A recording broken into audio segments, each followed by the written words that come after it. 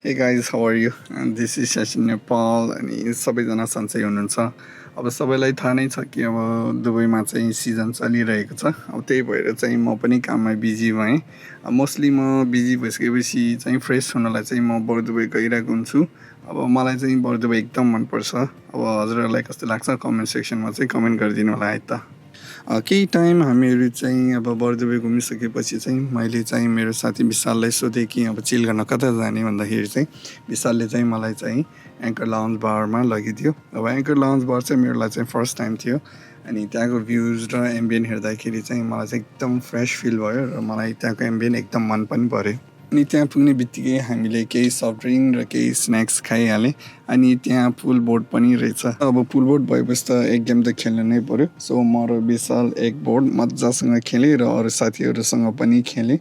अनि उहाँ चाहिँ हाम्रो सिस जेनी, उहाँ चाहिँ रेस्टुरेन्टमा चाहिँ काम गर्नुहुँदो रहेछ। उहाँको सर्भिस चाहिँ एकदम राम्रो लाग्यो। अनि हामी त्यहाँ केही टाइम चिल गरेर बसेँ र लाइभ म्युजिकको पनि मजासँग आनन्द लिएँ। लाइभ म्युजिक सोमा चाहिँ हाम्रो आशिक श्रेष्ठ दाई हुनुहुँदो रहेछ। उहाँको भोइस चाहिँ मलाई एकदम मिठो लाग्यो। सो आज यसरी नै हामी आफ्नो टाइमहरू चाहिँ मजासँग चिल गरेर बसेँ। सो अब हजुरहरू पनि एकचोटि गएर हेर्नुहोला। So till next time, by.